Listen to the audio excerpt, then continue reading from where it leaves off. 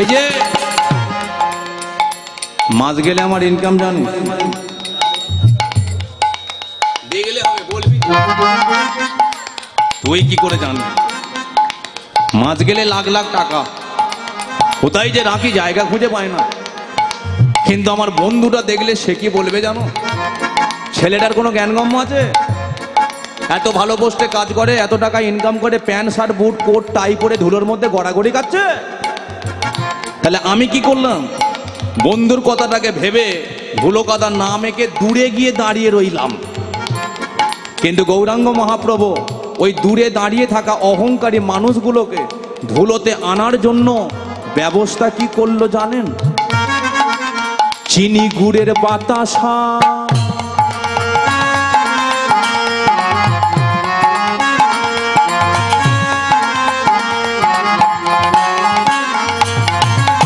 এই যে বাতাসা এখানে আছে, কীর্তনের পরে আজকে লুট দেওয়া হবে, ছড়ানো হবে। এবার বলুন, বাতাসা যখন ছড়ানো হয় কোনো মানুষ কি আর দাঁড়িয়ে থাকতে পারে? কেউ দাঁড়িয়ে থাকতে পারে না।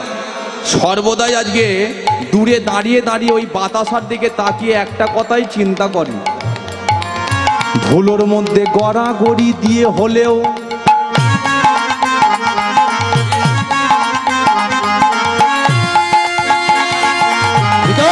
হরি হরি বল।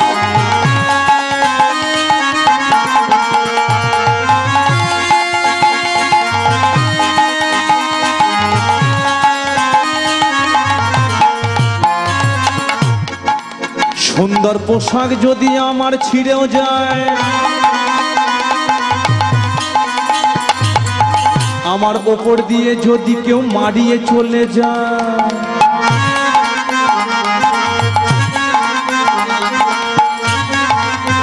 দেখবেন এতক্ষণ দূরে দাঁড়িয়েছিল, কিন্তু যেই বাতাসা ছড়িয়ে দিল ধুলোর মধ্যে গড়াগড়ি দিয়ে বাতাসা গড়াচ্ছে, সেদিকে লক্ষ্য নেই। কি তাই তো? পোশাক ছিঁড়ে গেল কি কি হলো সেদিকে লক্ষ্য নেই। গায়ের উপর দিয়ে হয়তো মারিয়ে দিয়েই চলে গেল, সেদিকে লক্ষ্য নেই। শুধু একটা কথাই চিন্তা করে, কি জানেন? আজকে 3 দিন পরে কীর্তন শেষ, সবার থেকে বেশি বাতাসা ঘুরিয়ে আগে আমি বিছানা নিয়ে নিই। উলুধ্বনি উলুধ্বনি হরি হরি বল, হরি বল।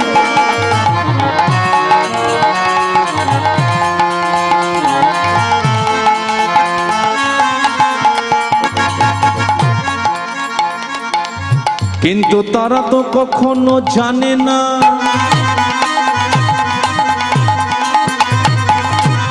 যে ধুলো কাদা দেখে এতক্ষণ দূরে সরেছিল, সেই বাতাসার মধ্যে লেগে যায় অগণিত ভক্তদের চরণের ধুলো।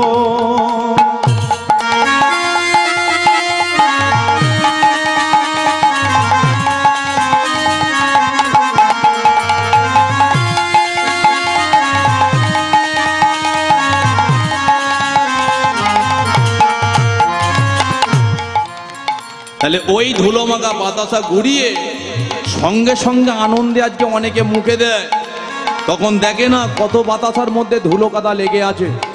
কৃষ্ণের কৃপা হলো, ভক্তদের চরণ ধুলির স্পর্শে অন্তরের মধ্যে কি হলো? কৃষ্ণ ভক্তির উদয় হয়ে গেল। এই জন্য তো বলে যে আজকে তুমি ধুলো কাদা মাখছো না, কিন্তু এমন একটা দিন আসবে যেদিনকে তোমার সুন্দর দেহটা ধুলোর সাথেই মিশে যাবে। তাই তো এই জন্য একটা পদ আছে, কি বলুন তো? ধুলা মাখো রে, এই তো বোঝে ধুলা ধুলা মাখো রে, এই তো বোঝে ধুলা ধুলা মাখো রে, এই তো বোঝে ধুলা ধুলা মাখো রে, এই তো বোঝে ধুলা ধুলা নয় ধুলি নয় গোপীর পদরে নয়, ধুলা নয় ধুলি নয় গোপীর পদরে নয়, ধুলা নয় ধুলি নয় গোপীর পদরে নয়, ধুলা নয় ধুলি নয় গোপীর পদরে নয়। এই ধুলা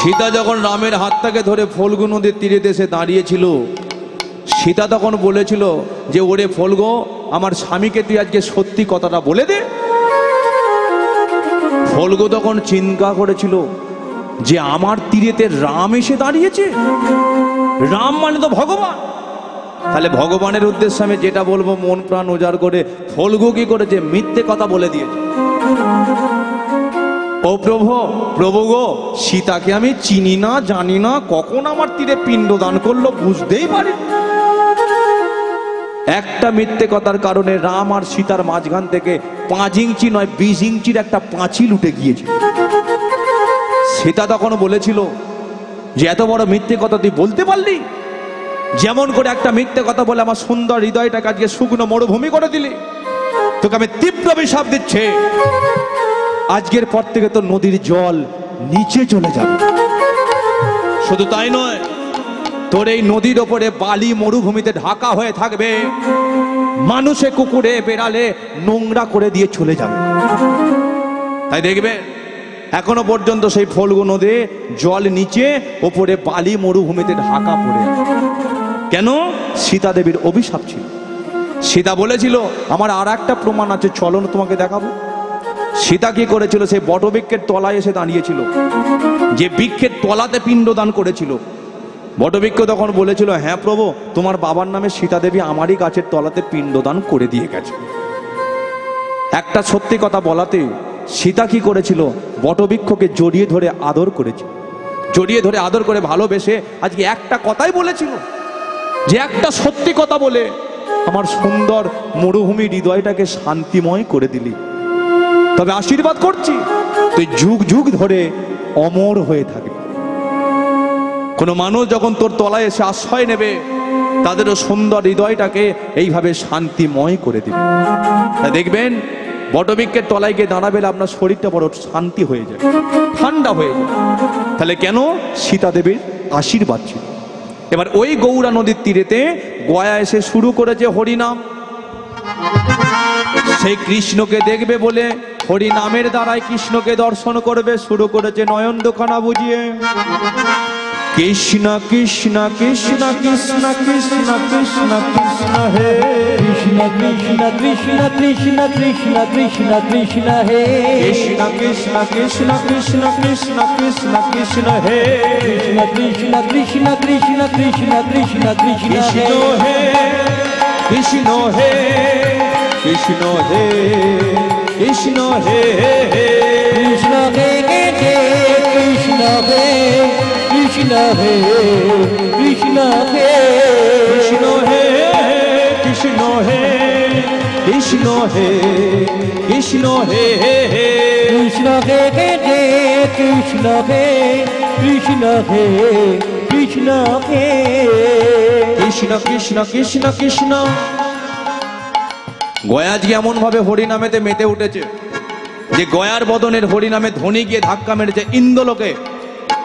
যেই ইন্দ্রলোকে গিয়ে ধাক্কা মেরেছে, ইন্দ্র বলে কিনা শচী তুমি কি কিছু শুনতে পাচ্ছ? শচী বলে কিনা নাম একটা ভেসে ভেসে আমার কানেতে আসছে। শচী বলে কিনা ও নামটা মর্তলোকে হচ্ছে, এক ভক্ত করছে, আমি সেই ভক্তকে দর্শন করবার জন্য যাচ্ছি, তুমি কি যাবে? বলে তুমি যেকালে যাচ্ছ তাহলে আমাকেও নিয়ে চলো, কত বড় ভক্ত। এবার ওই ইন্দ্রলোক থেকে আসছে কে? শচীরে সঙ্গে করে ইন্দ্রলোক ছাড়ে, সঙ্গে করি লোক ছাড়ি, শচীরে সঙ্গে করি ইন্দ্রলোক ছাড়ি, সচিরে সঙ্গে করি ইন্দ্র লোক ছাড়ি। উপনীত গয়াসুরের কাছে কাছে উপনীত গয়াসুরের কাছে কাছে উপনীত গয়াসুরের কাছে। গয়ার হরিনামে গেছে ব্রহ্মলোকে। সৃষ্টিকর্তা ব্রহ্মা সাবিত্রী তুমি বসে বসে করো কি? যাচ্ছি মর্তলোকে, তুমি যাবে কি? সাবিত্রী বলে কেন যাব? বলে মর্তলোকে এক ভক্ত হরিনাম করছে, সেই ভক্তকে আমি দর্শন করতে যাচ্ছি, তুমি কি যাবে? সাবিত্রী বলে তুমি যদি যাও তাহলে আমাকে নিয়ে চলো। এবার এই ব্রহ্মলোক থেকে আসছে কে? সাবিত্রী সঙ্গে করি ব্রহ্মলোক ছাড়ি, সাবিত্রী সঙ্গে করি ব্রহ্মলোক ছাড়ি, সাবিত্রী সঙ্গে করি ব্রহ্মলোক ছাড়ি, সাবিত্রী সঙ্গে করি ব্রহ্মলোক ছাড়ি। উপনীত গয়াসুরের কাছে, কাছে উপনীত গয়াসুরের কাছে, কাছে উপনীত গয়াসুরের কাছে। গয়ার হরিনামে গেছে শিবলোকে। কয়লা থেকে থাকে রে বাবা আমার হু হু হু হু করে গো, মনে পড়েছে? এখন গয়ার বদনের হরিনামকে ধাক্কা মেরেছে শিবলোকে। পার্বতী বলছে ও প্রভু, মর্তলোকে এক ভক্ত এমন হরিনাম করছে, আমাদের কৈলাসে ধাক্কা মেরেছে, কত বড় ভক্ত আমি দর্শন করব, তুমি কি যাবে? এখন ভোলানাথ তো সে জানে যে হরিনাম করছে ওকে চেনে। ভোলানাথ বলে কিনা পার্বতী তোমার কি মাথা খারাপ হয়ে গেছে, ওই জায়গাতে যায়? বলে কেন? বলে যে হরিনাম করছে ওর বাবাকে তো আমিই মেরে দিয়েছি, এবার ও যদি জানতে পারে ছেড়ে কথা বলবে? বলে সবাই তো গেল, চলো না, কিছু হবে না। বলে তাহলে এবার চলো। পার্বতী সঙ্গে করি শিবলোক ছাড়ি, পার্বতী সঙ্গে করি শিবলোক ছাড়ি, পার্বতী সঙ্গে করি শিবলোক ছাড়ি, পার্বতী সঙ্গে করি শিবলোক ছাড়ি। উপনীত গয়াসুরের কাছে, কাছে উপনীত গয়াসুরের কাছে, কাছে উপনীত গয়াসুরের কাছে। আচ্ছা আপনারা বলবেন, ইন্দ্রলোক থেকে ইন্দ্র এলো, ব্রহ্মলোক থেকে ব্রহ্মা এলো, শিবলোক থেকে শিব এলো, আর একটা লোক আছে, সেটা কোন লোক?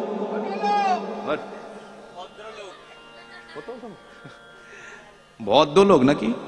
ধর, আচ্ছা একটু ধরিয়ে দেবো, কারা কারা জমের দক্ষিণ ধারে যেতে চান একবার হাত তুলুন তো দেখি। দেখেছো, এতেও হাত তুলেছে, তার মানে আগে মনে হয় রিজার্ভেশন করা আছে। হরি বল, হরি বল। তাহলে এবার এই গয়ার বদনের হরিনামকে ধাক্কা মেরেছে জমলোকে। এবার জমলোকে যত পাপী তাপী ছিল, গয়ার বদনের হরিনাম শুনে সবাই উদ্ধার হলো গো, উদ্ধার হলো গো, উদ্ধার হলো গো, উদ্ধার হলো গো, হরি হরি হরি বলে, উদ্ধার হলো গো, হরি হরি হরি বলে, উদ্ধার হলো গো। বলে একবার ভগবান কৃষ্ণচন্দ্রকে ঘুম লাগছে কে?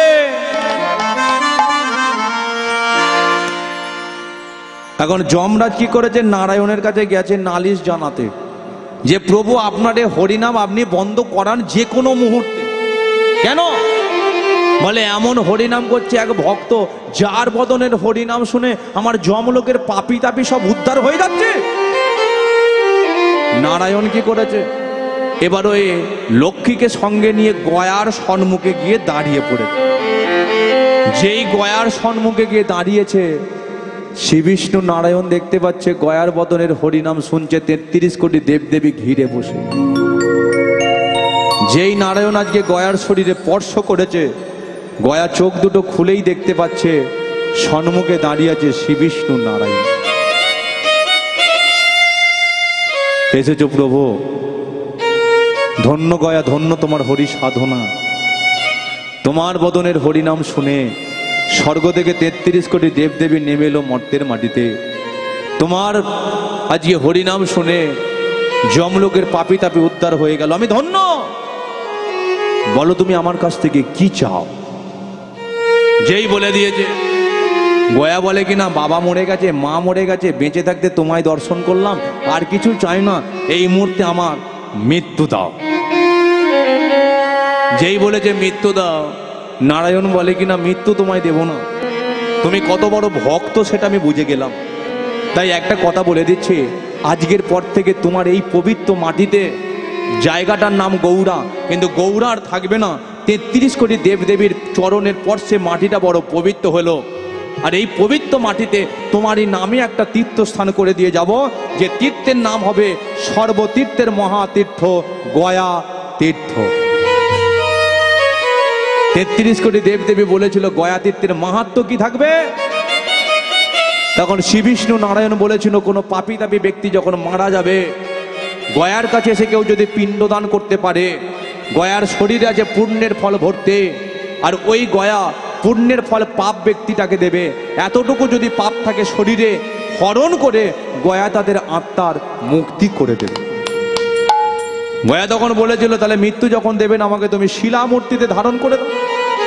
নারায়ণ শিলামূর্তিতে ধারণ করেছিল, কিন্তু গয়া বলেছিল যে ভারতবর্ষে লক্ষ লক্ষ ভক্ত তীর্থস্থানেতে আসবে, তীর্থে শুধু ভক্ত একা থাকবে এটা আমি চাই না, ভক্ত ভগবান একই সাথে থাকবে। সেটা প্রমাণ করার জন্য একটা চরণ আমার মস্তকে তুমি অঙ্কিত করে দিয়ে যাও। তাই নারায়ণ কি করেছিল?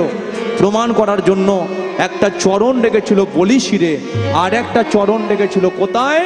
ভক্ত গয়া শিরে।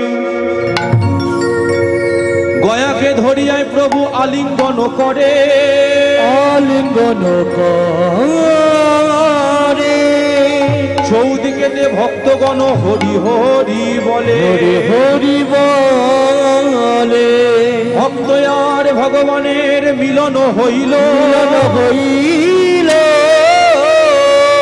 আনন্দে সবাই মিলে একবার হরি হরি বলো, হরি বলো।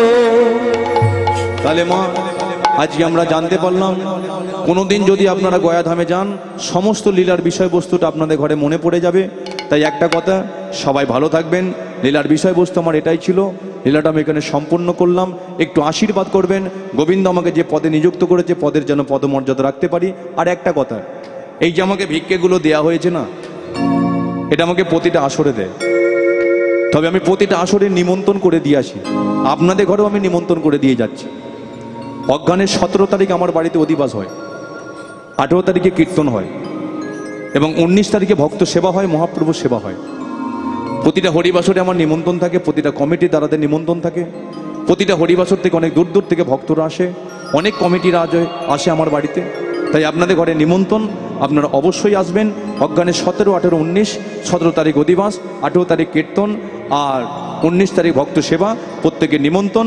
যদি আপনারা কেউ ভক্ত সেবা গোবিন্দ সেবার জন্য ভিক্ষে দিতে চান, তবে এই যে আপনারা ভিক্ষেগুলো দিয়েছেন, আমি কিন্তু পেটেতে খাই না, সারা বছর কীর্তন করে প্রতিটা আসরের এইরকম ভিক্ষে আমি তুলে রাখি। ওই একটা দিন বা দুটো দিন আমার বাড়িতে ভক্ত সেবা গোবিন্দ সেবার কাজে আমি লাগিয়ে দিই। যদি আপনারা কেউ ভিক্ষে দিতে চান আপনারা দিতে পারেন। সবাই ভালো থাকবেন, সবাই আসবেন। ইউটিউবের মাধ্যমে উদয় পাল সার্চ করবেন, সেখানে আমার নাম্বার দেওয়া আছে, আমার ঠিকানাপত্র দেওয়া আছে, সেখানে আপনারা ফোন করে অবশ্যই আসবেন। সবাই ভালো থাকবেন। সে গুরু নিতাই গুরু প্রেমানন্দে হরি বল হরি বল।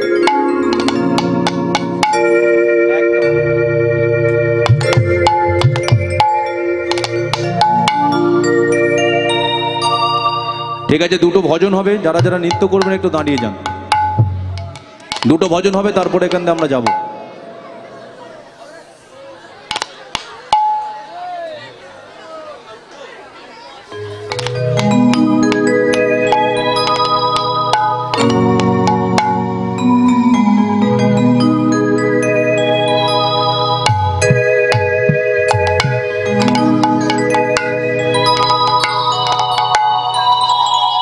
দুটো ভজন হবে, তারপরে লুটের গান হবে, লুট নিয়ে তবে আপনারা বাড়ি যাবেন।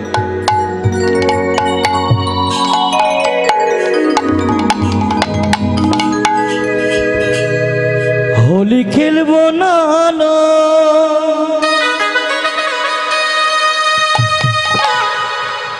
হোলি খেলবো না,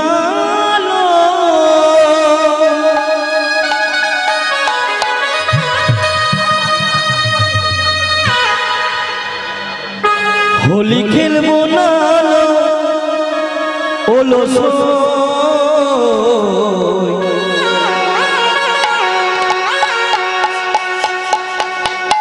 চিকন কালা এলো সই গো, চিকন কালা এলো। যারা যারা নৃত্য করবে নৃত্য করো।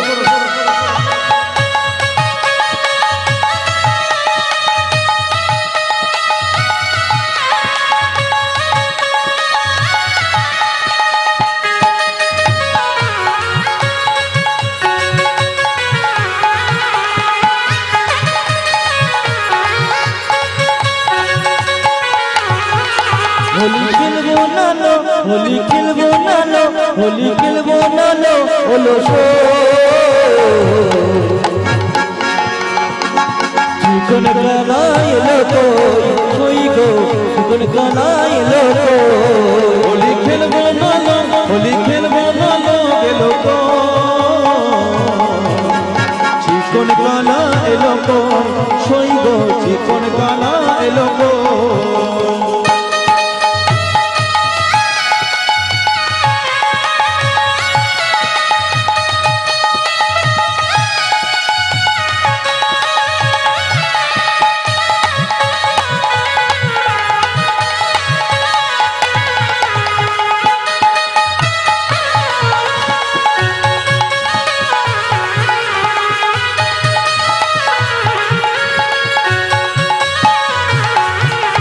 চিকন কালা এলো না, হোলি খেলা হলো না, চিকন কালা এলো না, হোলি খেলা হলো না, চিকন কালা, চিকন কালা, চিকন কালা এলো না, হোলি খেলা হলো না, চিকন কালা এলো না, হোলি খেলা হলো না, হোলি খেলবো না লো, হোলি খেলবো না লো, হোলি খেলবো না লো, হলো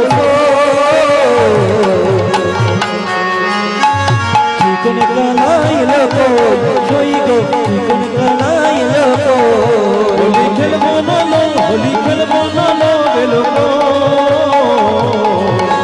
চিকন কালা এলো সই গো, চিকন কালা এলো চিকন কালা এলো সই গো, চিকন কালা এলো চিকন কালা এলো